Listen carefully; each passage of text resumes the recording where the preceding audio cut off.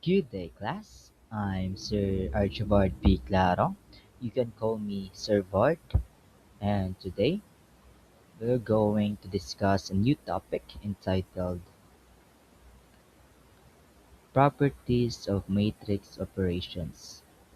But before that, we all note that there are four core operations in matrices. We have the addition, subtraction, scalar multiplication, and matrix operations. So those are the core operations of matrices. But today we will focus only on the properties of each operations. So we have here our learning objectives. At the end of the lesson, students should be able to explain the properties of matrix operations, including matrix addition, scalar multiplication, transpose, and matrix multiplications correctly. Demonstrate appreciation for the importance of the properties of matrix operations. Verify the properties of matrix operations, including matrix addition, scalar multiplication, transpose, and matrix multiplications accurately. So without further ado, let's start.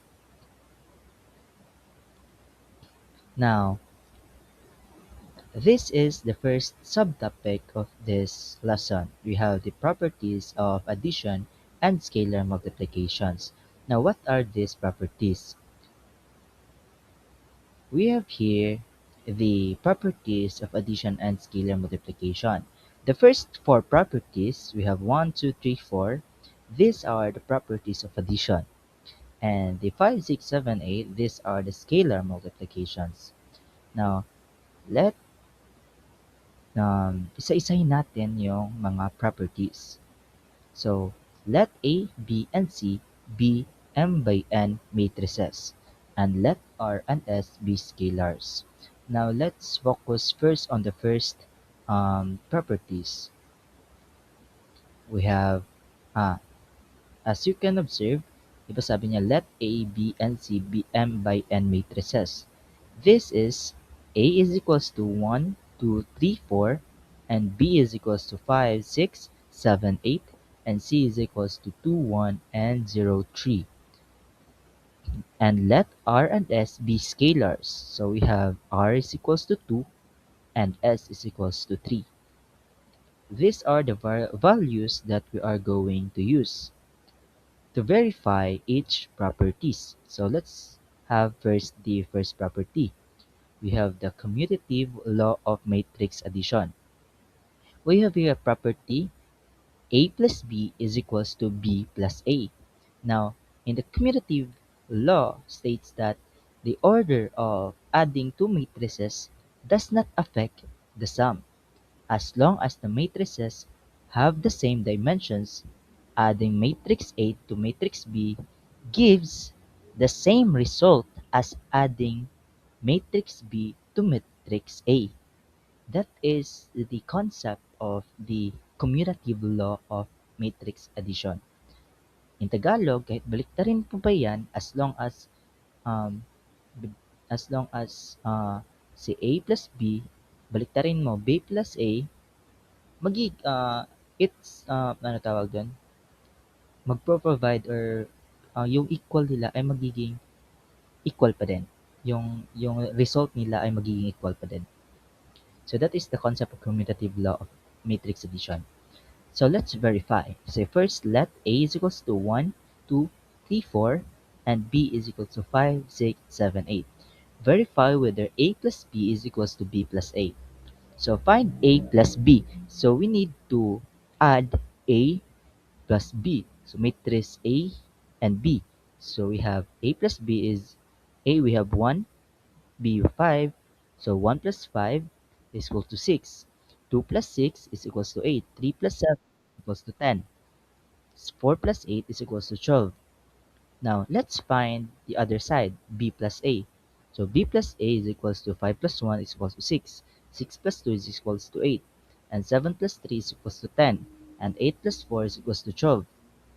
As you can observe, the total of A plus B is the same or equal to the total of B plus A.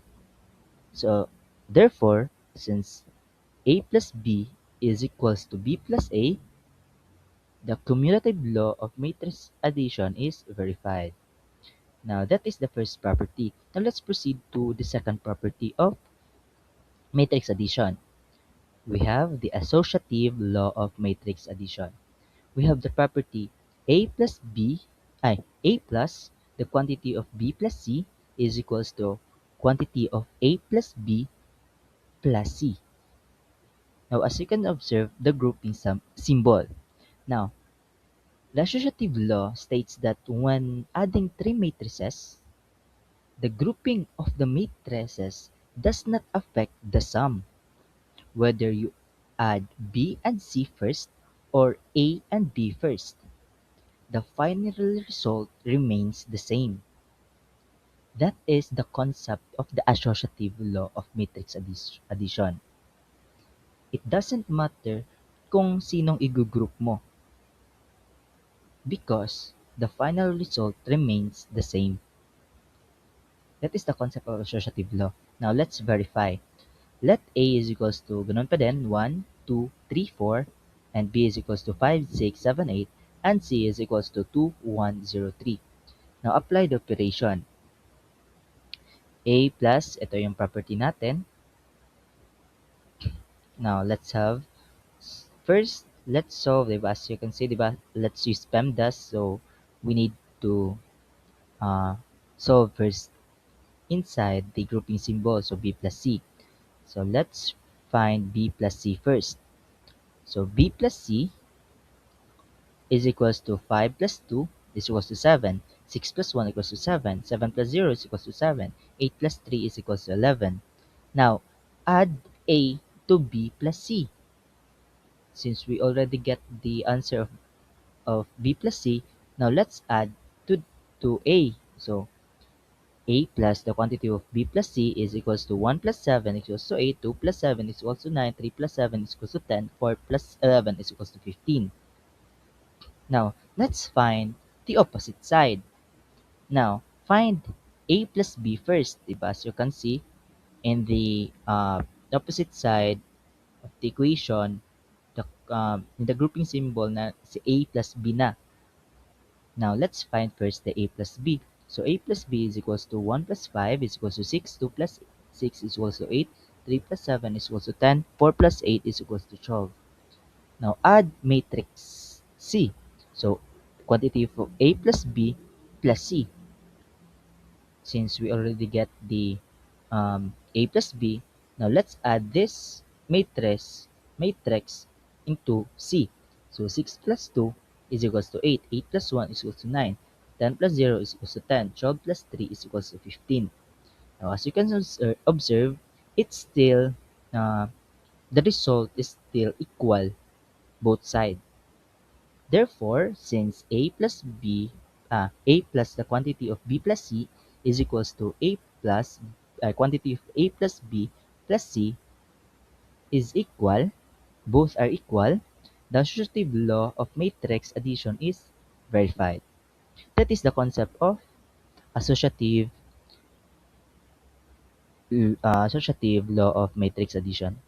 Now let's proceed to identity property of matrix addition. So the property A plus 0 is equals to A. Now, our zero matrix is the identity. So if we add the matrix A plus zero matrix is equals to A. So meaning the identity property states that adding the zero matrix to any matrix leaves the matrix unchanged.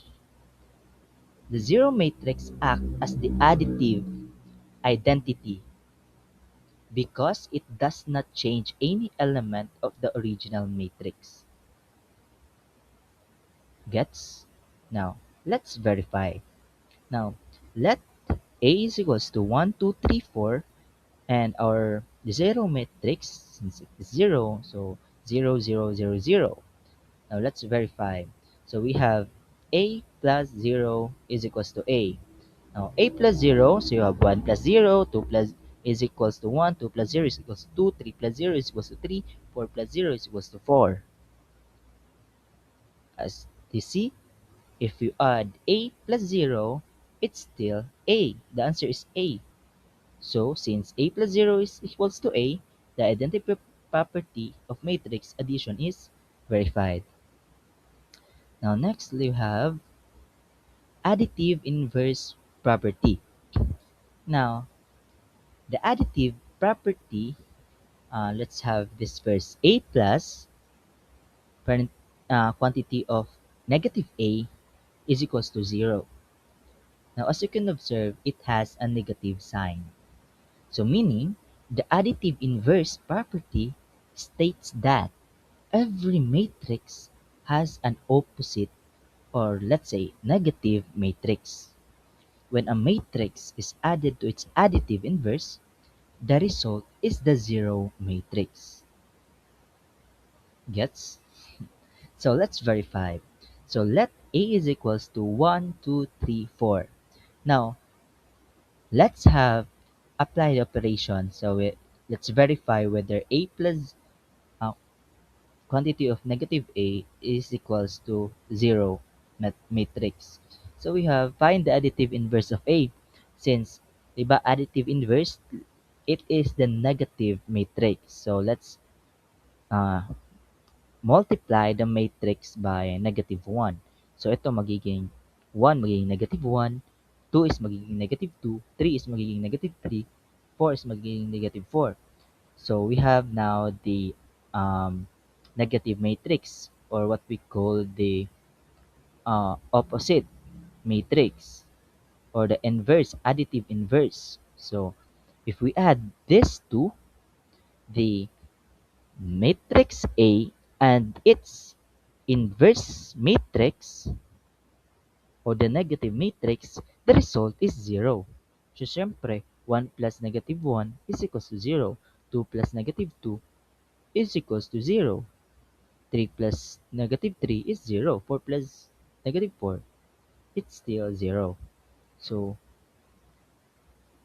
A plus the quantity of negative A is equals to 0 matrix. So meaning, the additive inverse property is verified. Now, let's proceed to uh, the fifth property, but this is the first property of scalar multiplication.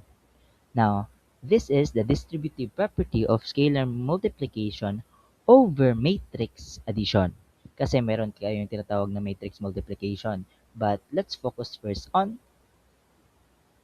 scalar ano, scalar multiplication over matrix addition. Now, sa kabila naman, we have yung scalar din. Let's talk about scalar multiplication property sa kabila yon. So, let's focus first on the scalar multiplication over matrix addition. So, this is the distributive property. Now, the distributive property states that, no, you have R. R is our scalar, right? Scalar. So if we multiply R to the quantity of A plus B, or is equal to RA plus RB. So meaning dinistribute lang yung scalar to the inside of the quantity, or inside the parenthesis. So meaning this property, or the distributive property of scalar multiplication over matrix addition, states that multiplying the sum of two matrices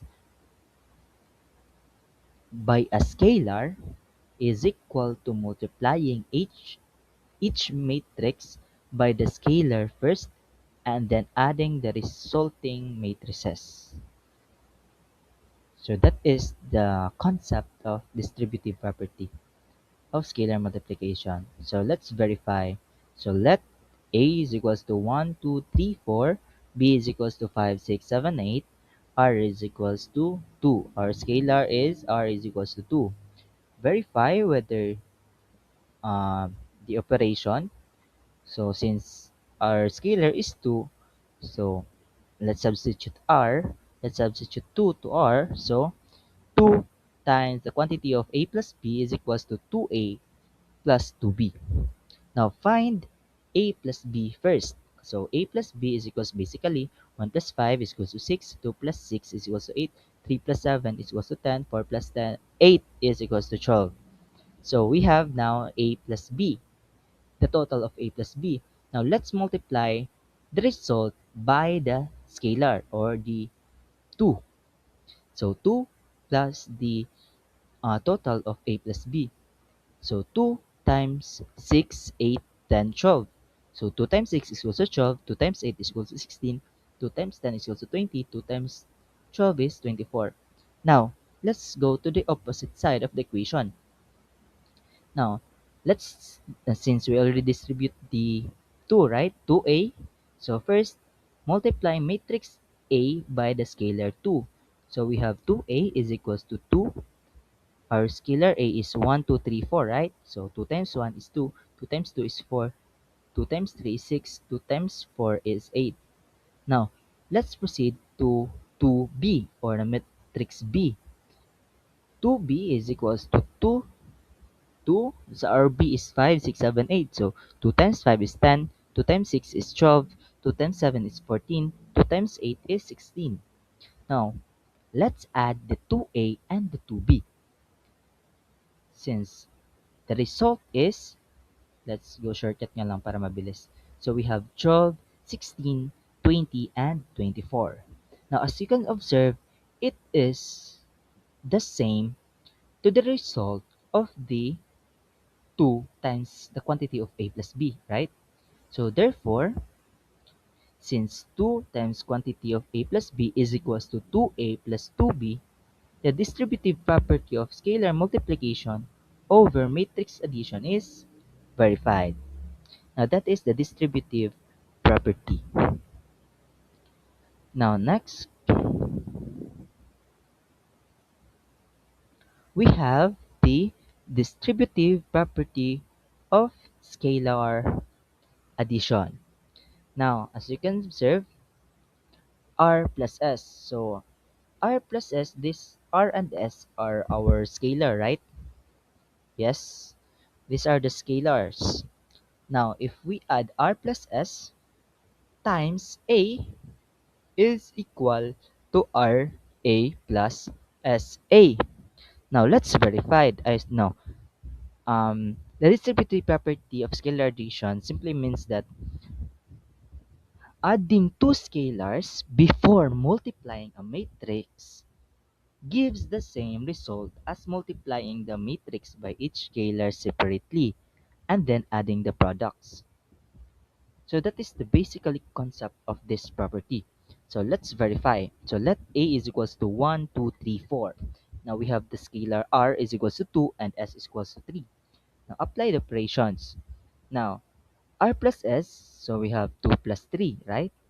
Times A is equals to 2A plus 3A since we separate, diba? Multiplying a matrix gives the same result as multiplying the matrix by each scalar. So 2A plus 3A. So let's solve. So add the scalars. 2 plus 3 is equals to 5 basically. So 5 times A. Now let's proceed to step 2. 5 times A or the 5 times 1, 2, 3, 4. So basically it gives 5, 10, 15, and 20, right? Now, let's proceed to step 3. Let's go to the opposite side of the equation.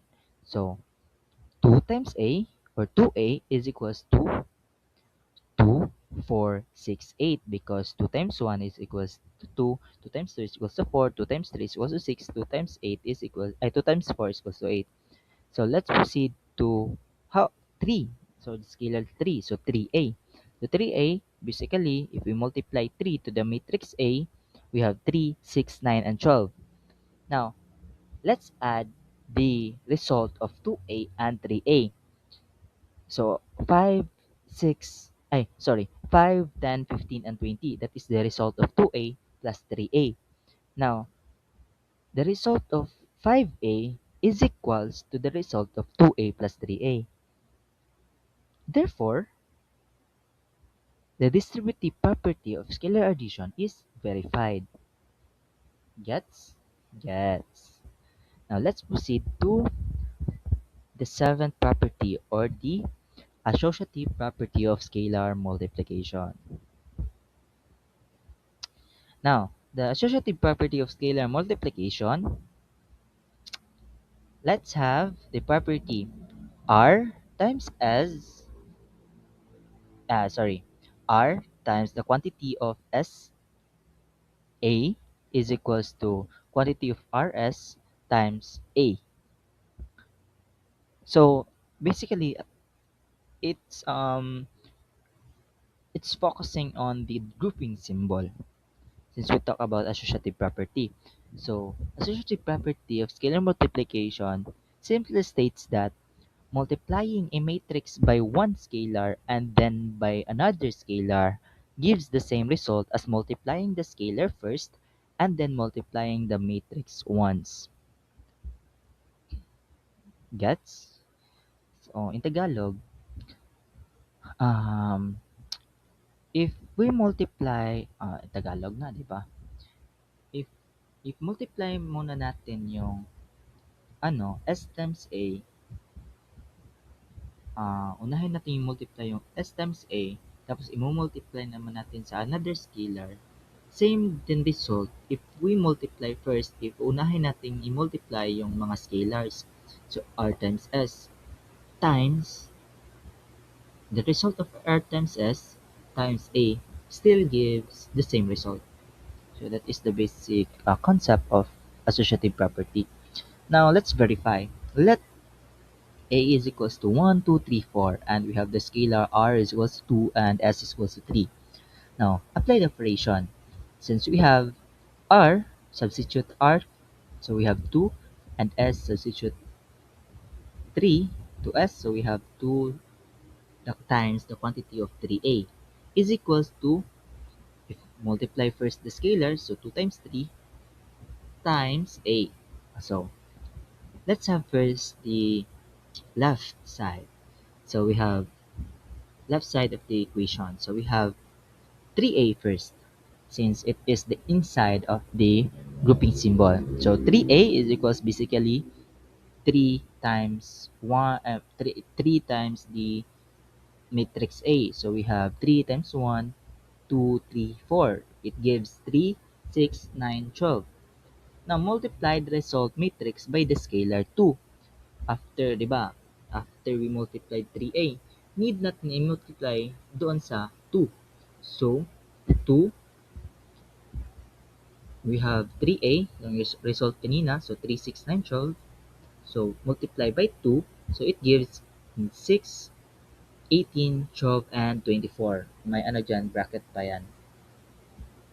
So that it means matrix. Ayan. Now, let's focus now on the opposite side, or the right-hand side of the equation. So let's multiply first the scalars. So 2 times 3 is equals to 6. Now, 6 times the matrix. So 6 times A. So 6, we have A, 1, 2, 3, 4. So 6 times 1, 2, 3, 4 is equals to 6, 12, 18, and 24. So basically, same result. So therefore, since 2 times the quantity of 3A is equals to 6A, the associative property of scalar multiplication is verified. That is the concept of associative property of scalar multiplication. Now, let's proceed to the last property of the properties of addition and scalar multiplication. So we have the identity property of scalar multiplication. Now, we have property 1 times A is equals to A. Now, in this property, it simply states that multiplying a matrix by the scalar 1, since it is identity, leaves every element of the matrix unchanged. The scalar 1 acts as the multiplicative identity. 1 is the multiplicative identity. So if we multiply the matrix by 1, it still gives the matrix the same. Nagets niyo ba? In Tagalog, if yung matrix, i-multiply natin ng 1, ang magiging result ay magiging matrix pa rin. Yung matrix pa rin. That is the basic concept of the identity property of scalar multiplication. Now, let's verify. So let A is equals to 1, 2, 3, 4. Now apply the operations. 1A is equals to A. Let's verify that. Now, our A, right? 1A is equals to 1 times A. So 1, 2, 3, 4. It still gives the 1, 2, 3, 4. So 1A is equals to 1, 2, 3, 4, which is the 1, 2, 3, 4 is the A matrix. Therefore, the identity property of scalar multiplication is verified. That is the last property of this addition, the properties of addition and scalar multiplication. So let's proceed to the subtopic 2. We have the subtopic 2, properties of transpose. I hope you already know what is the concept of transpose, since it is already tackled by uh, the teacher Erica, I think, because her topic is all about the operations. So, alam nyo na kung paano yung transpose. Now, let's focus here on the properties of transpose. Now, these are the properties of transpose. So we have 8 to the power of t times t is equals to a. Sorry. The first is the a to the power of t times to the power of t is equals to a. That is the first property. Now these are the four. Now let's focus first on the first property. That is what we call the double transpose property. So basically, if you transpose the matrix, you will transpose it again. Double transpose. And it will gives the original matrix. That is the concept of double transpose matrix. So basically, it states that taking the transpose of matrix twice returns the original matrix. Since the first transpose swaps the rows and the columns, the second transpose swaps them back to the original positions. Now let's verify this. So let A is equals to 1, 2, 3, 4, 5, 6. So it is 2 by 3 matrix. Now apply the operation. Let's first transpose this A. So it will give 1, 4, 2, 5, 3, 6, right? Now let's transpose it again. So it gives 1, 2, 3, 4, 5, 6. So it's go back to the original position of the matrix or the original matrix. So therefore, the double transpose property is verified. That is the basic property of the transpose property. Now let's proceed to transpose of matrix addition. Now, transpose of matrix addition. So the property is the quantity of A plus B to the power of t is equals to A to the power of t plus B to the power of t.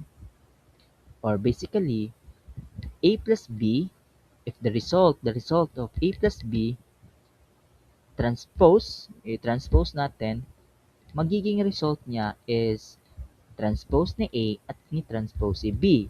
The total of the transpose ni A and the transpose ni B. Magiging equal rin.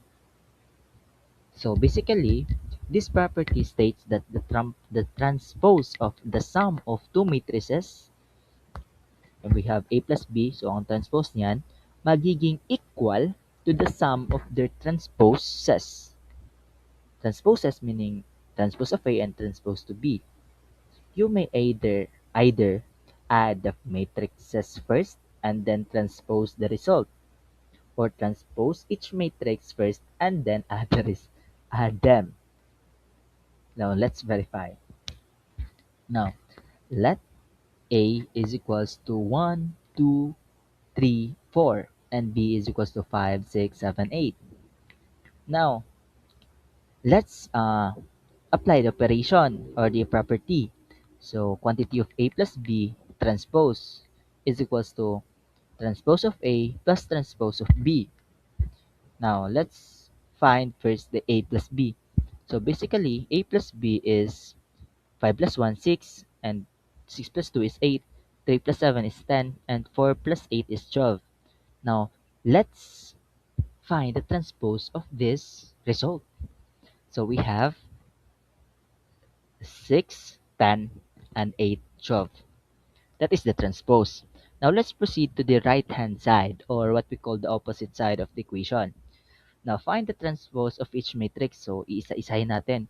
So what is the transpose of A? So transpose of A is equals to 1, 3, 2, 4. Since the original is 1, 2, 3, 4. If we transpose it, magiging 1, 3, 2, 4. Right? So pag yung B naman, so we have the original 5, 6, 7, 8. Pag i-transpose natin, magiging 5, 7, 6, 8. Gets? Now, yung yung result ng dalawang transpose natin, which is A and B, or let's say transpose of A and transpose of B, pag i-add natin yung dalawa, we have 6, 10, 8, 12, which is same siya doon sa result ng left side. We have the quantity of A plus B transpose, or what we say transpose of A plus B. So, therefore, the transpose of matrix addition is verified since equal yung result. Now, let's proceed to the third transpose of matrix operation. This is the third transpose property. So we have transpose of AB, or what we call transpose of A times B is equals to transpose of B times transpose of A. As you can observe,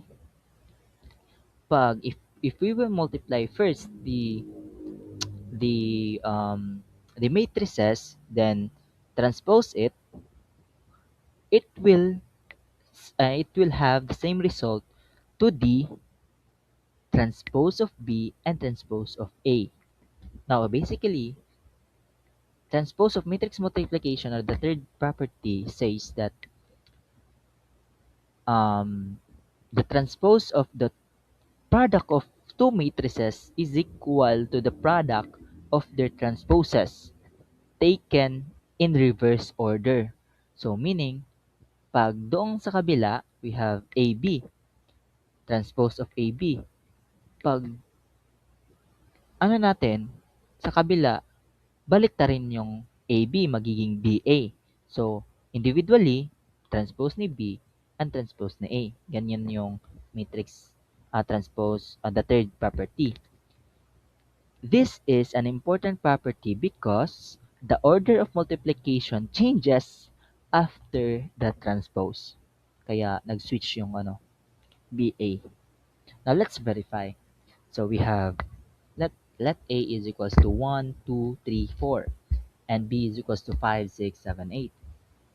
Now, let's multiply first the AB. Apply the operation, di ba? The transpose of AB is equals to transpose of B and transpose of A. Now, let's multiply A and B first. So, we have basically 1 times 5. I think you already know how to multiply matrices, right? So, let's, bilisan lang natin to. So, we have A times B, basically ito magiging 19, 22, 43, and 50. Ah, baka hindi nyo pa alam, punta lang kayo ah, sa video ni Ma'am Erica. Kasi explain niya doon paano mag-add or magbibigay ako ng example na lang. Let's multiply A and B. So, paano ba mo multiply yun? So, quick quick review. So, 1, etong to, 1 and 2, so magi 1 times 5 and 2 times 7. So, 1 times 5 is equals to 5, right? 2 times 7 is equals to 14. 14 plus 5, basically, magiging 19. Ganyan yung pag-multiply ng matrices. So, just a quick review. Now, let's proceed to, since we already get the, di ba, multiplying A and B. So, we have 19, 22, 43, and 50. Now, let's find the transpose of it.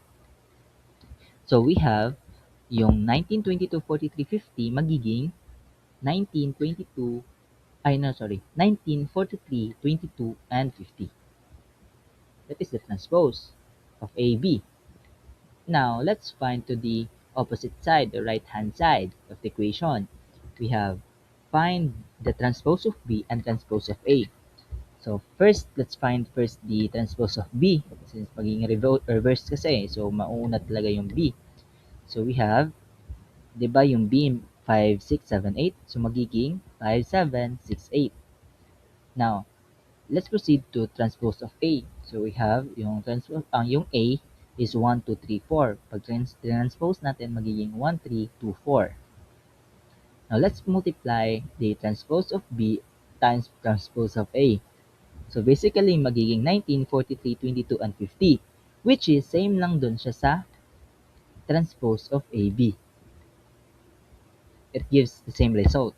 So, meaning, the property is verified. That is the third property of transpose of matrix multiplication. Now, let's proceed to the fourth property, transpose of scalar multiplication. Now, dito may scalar na tayo. So, we have, our scalar here is R. So, we have transpose of RA is equals to R times transpose of A. So, as you can observe, it basically states that multiplying a matrix by a scalar before taking the transpose gives the same result as taking the transpose first of the matrix and then multiplying by the scalar. So let's verify this property. So we have A is equals to 1, 2, 3, 4, and we have the scalar R is equals to 2. Now apply the operation. Let's, di ba, as you can, let's multiply first the matrix by its scalar. So magiging 2A. So we have matrix A, di ba, 2A. So let's apply the operation first. So we have multiply matrix A by 2. So we have our matrix A, di ba, 1, 2, 3, 4. So magiging multiplied by 2, so magiging 2, 4, 6, 8. Now, let's transpose the result. So magiging yung 2, 4, 6, 8 magiging 2, 6, 4, 8 kasi transpose natin. Now, let's proceed to the right hand side of the equation. So magiging, muna natin? Yung transpose ng A, di ba, is, transpose ng A natin is, di ba, magiging 1, 3, 2, 4, right? Multiplied by 2, magiging 2, 6, 4, 8. Again, again. Yung A natin, we have 1, 2, 3, 4. And if transpose natin yung A, magiging 1, 3, 2, 4. And yung 1, 3, 2, 4, yung matrix na yon, i-multiply natin by 2.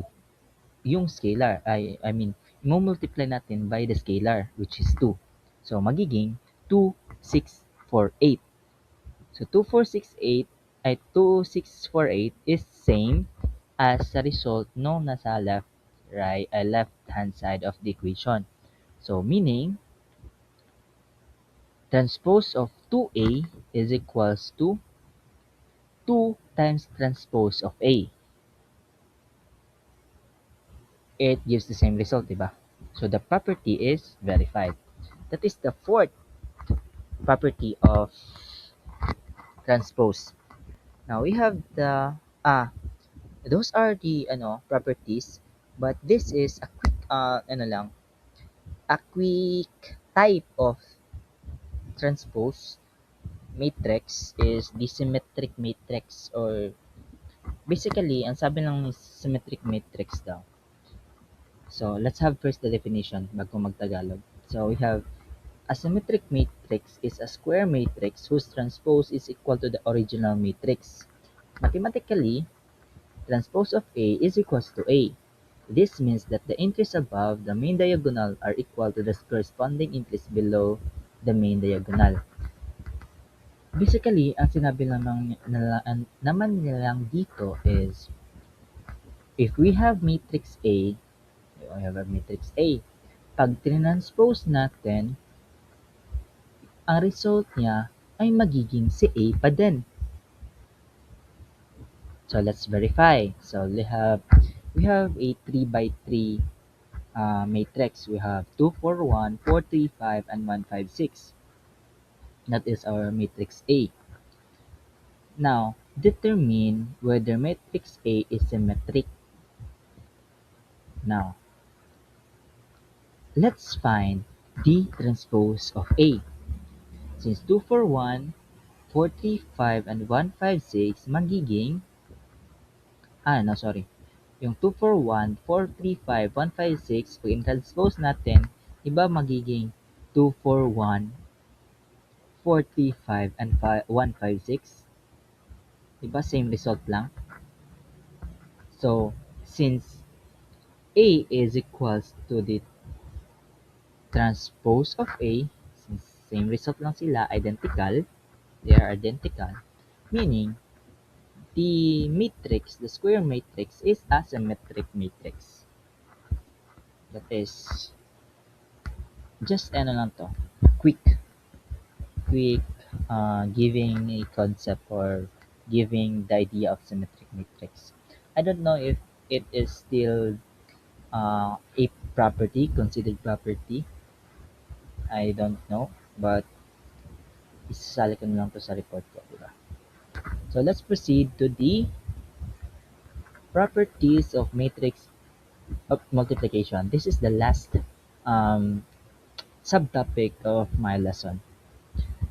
So we have properties of matrix operation. Dito na tayo mag-focus. I think meron itong 5 properties. So let's first have the associative law of matrix operation.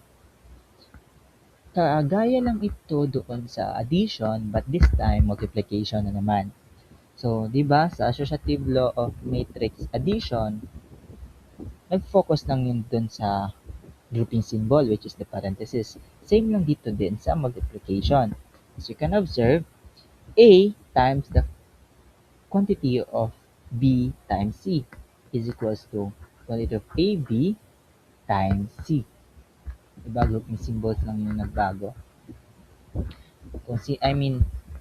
Yung grouping symbols kung sino yung group niya, yun lang yung nagbago, diba?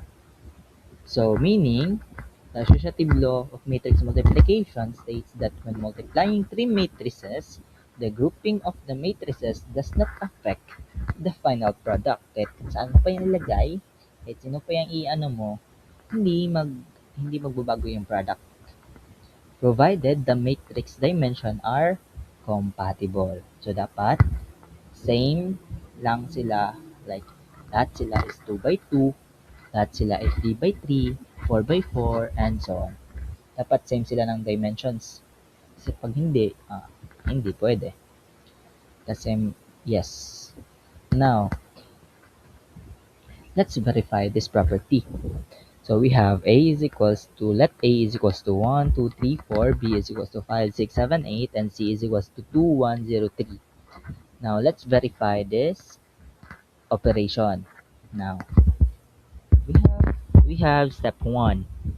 Now find BC, since let's focus muna dun sa left side of the um, equation. So we have find first yung ah, nasa sulod, Tagalog pa, nasa tawag doon, nasa nasa loob ng grouping symbol, which parentheses we have the BC. So let's have first find the product of BC. So B times C, so we have B is equals to 5, 6, 7, 8 times C is 2, 1, 0, 3. So if we multiply, alam nyo naman yan, paano yan i-multiply. So it will gives 10, 23, 14, and 31. Hindi ko na kayo tuturuan paano mag-multiply kasi doon na 'yan sa topic ni Ma'am Erica niyo. So, again, step 1, find BC. So, BC is equals to 10, 23, 14, and 31. Now, let's multiply this product to A. So, magiging A times 10, 23, 14, 31. Yun, di ba? Meron tayong A is equals to 1, 2, 3, 4. So, matrix 1, 2, 3, 4 times 10, 10, 23, 14, 31, it gives the result 38, 85, 86, 193. Now, let's go to the right-hand side of the equation. So, we have, since nasa loob yung AB, siya yung unahin natin. So, we will multiply matrix A and matrix B. So, matrix A times matrix B, it gives 19, 22, 43, and 50. Now, if we multiply the product of AB into C, we have 38, 85, 86, and 193, which is same result doon sa product ng A times the quantity of BC, right? So, it gives the same result or equal yung dalawang result. So, meaning, the associative law of matrix operation is verified. Now, let's proceed to the left distributive law. Now, the left distributive law, it basically is, let's have the property muna. So the property is A times the total of B plus C, or the A times the quantity of B plus C is equals to AB plus AC. Now, basically, it's the left distributive law basically states that multiplying a matrix by the sum of two matrices is equal to multiplying the matrix by each matrix separately and then adding the products. So in Tagalog, if we multiply the si if mag-multiply tayo ng matrix which is si A, imo-multiply natin yung matrix sa total ng dalawang matrix, same lang yan sa result doon sa imo-multiply natin yung matrix separately. So, AB and AC. If we get if, ang tawag doon, kukunin natin yung sum ng AB and AC, same result lang doon sa kabilang side. So, let's verify so that you can understand what I'm saying. So, let A is equals to 1, 2, 3, 4, and B is equals to 5, 6, 7, 8, and C is equals to 2, 1, 0, 3. Now, let's verify the operation. Now, step 1. Let's focus on the left hand side, the A times the quantity of B plus C. Now, since nasa loob yung B plus C, siya yung unahin natin, di ba? So, B plus C, basically, yung 5 plus 2 equals to 7, 6 plus 1 is equals to 7, 7 plus 0 is equals to 7, 8 plus 3 is equals to 11. So, basically, the sum of B and C is 7, 7, 7, 11. 7, 11. So let's multiply this sum into the matrix A. So matrix A times the sum of B plus C is equals to 21, 29, 49, and 65. Now, let's focus on the right side. So, let's multiply the matrix separately. So, A times B, matrix A times B, basically 1 times 1 times 5 is equals to 5. 2 times 7 is equals to 14. So, 14 plus 5 is equal to 19. So, same. So, magiging 19, 22, 43, and 50. Yan yung product ng A times B, AB. So, let's find step 4, the AC. So, we multiply the matrix A to matrix C. So, it simply gives 1 times 2 and 2 times 0, which is 1 times 2 is 2, plus 0, we have 2. So, ganyan yung pag-multiply. So, A times C, we have 2, 7, 6, and 15. Now, let's find the sum of the matrices AB and AC. If we add 19 plus 2, basically 21. 22 plus 7 is 29. 43 plus 6 is 49. 50 plus 15 is 65. So AB plus AC is 21, 29, 49, and 65, which is same result doon sa left side. They are equal. So therefore, the left distributive law is verified.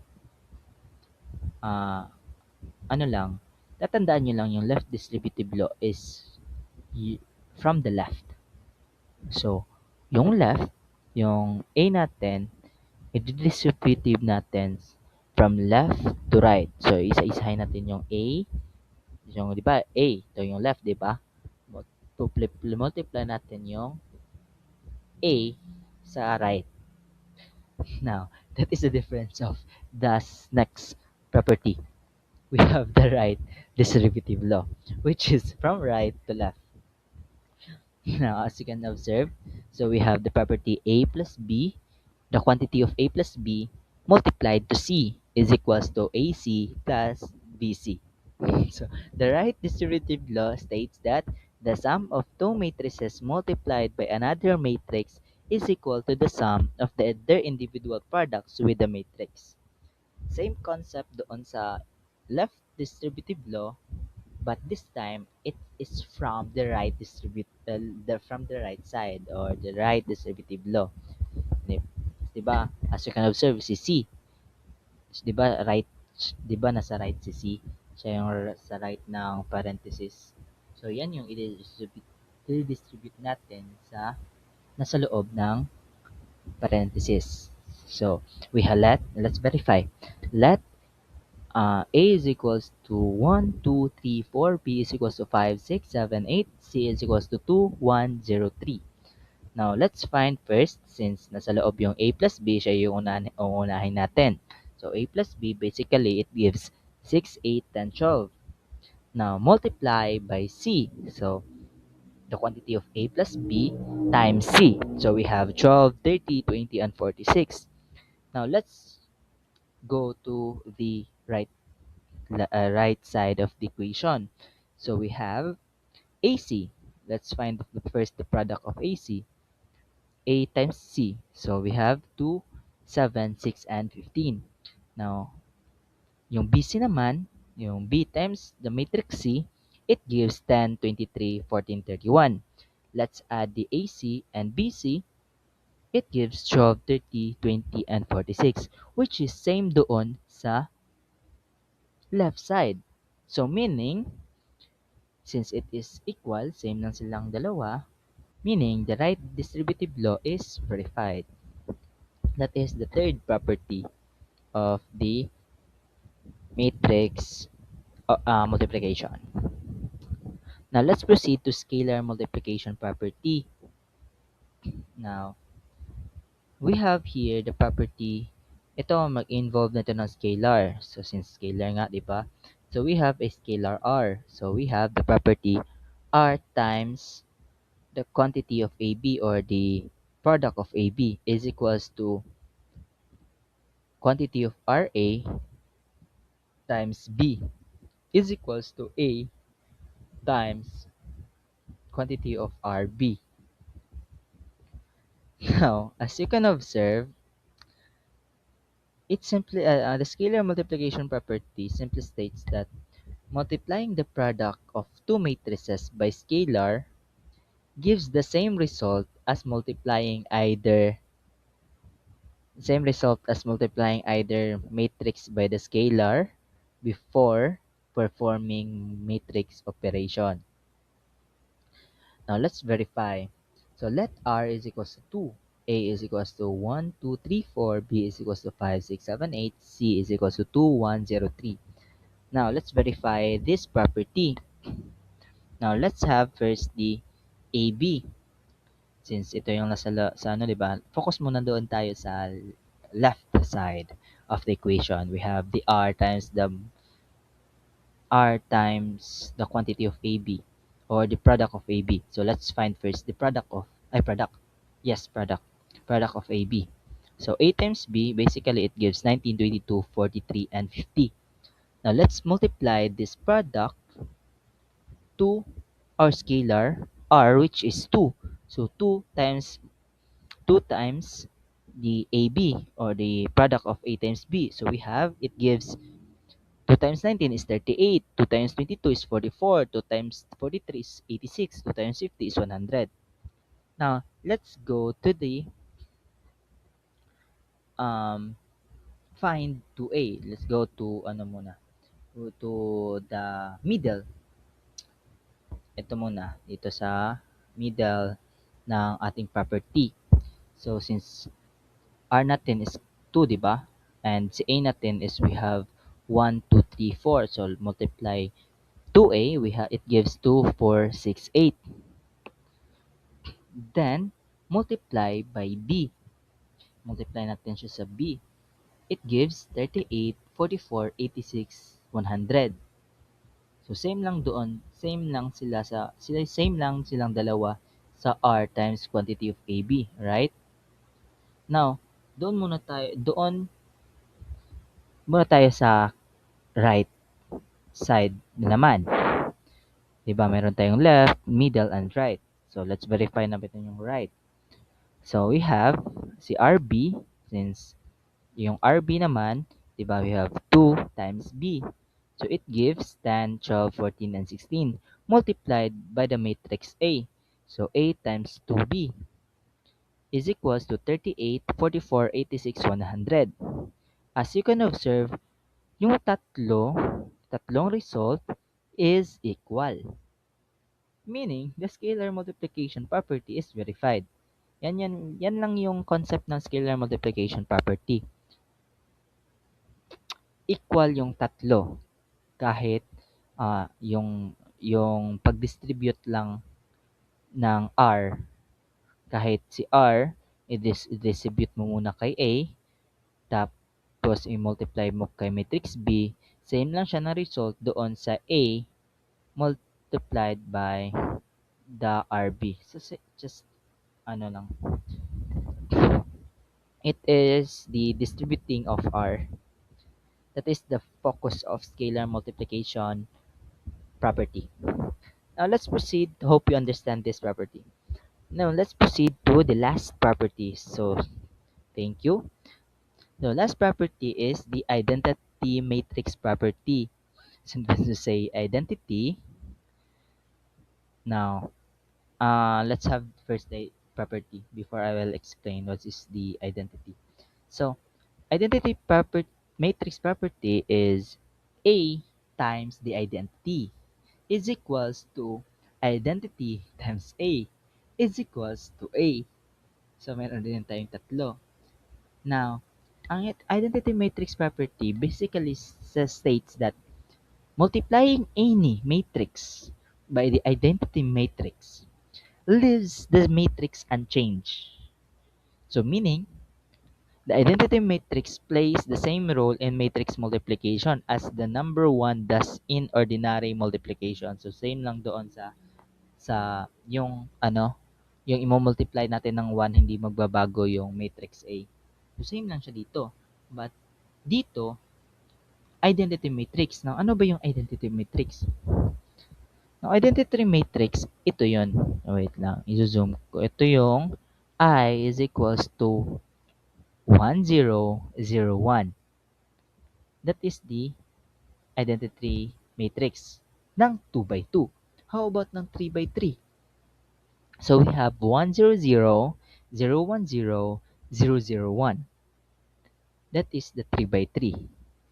Same lang dun sa 4 by 4, 5 by 5. That is the identity matrix. Now, if we multiply the identity matrix to a matrix A, now let's verify this property so that you can understand. Now, so let A is equals to 1, 2, 3, 4. And our identity, since it is 2 by 2 matrix, so 1, 0, 0, 1. So let's multiply. Let's apply the operations, verify this property. Now, multiply A by identity. So A times I is equals to 1, 2, 3, 4, which is our A, times the identity 1, 0, 0, 1. So basically, magiging 1, 2, 3, 4. Babalik lang din siya sa original na matrix, which is A. Now, let's verify yung nasa gitna nga identity times A. So we have identity times A. So identity 1001 times A, say 1, 2, 3, 4. If we multiply these two matrices, the identity and the matrix A, it still gives the original matrix A. Now, as you can observe, same lang sila, di ba? It's, ano, di ba? Kanang, it's unchanged, hindi magbabago. It's still babalik pa din. Ganyan yung concept ng identity kasi. Kahit anong gawin mo, babalik at babalik pa rin yan sa original na matrix. That is, since equal naman to yung dalawa, bumalik siya sa original matrix na, meaning the identity matrix of matrix multiplication is verified. Now, those are the properties of the properties of matrix operations. Those are the properties. Let's start from the properties of addition and scalar multiplication. The second is the properties of transpose and the properties of matrix multiplication. Those are the properties. Now, I think that's all for today. I hope you learned from me. So, let's call it a day. Thank you everyone. Have a blessed day. Thank you. Bye-bye.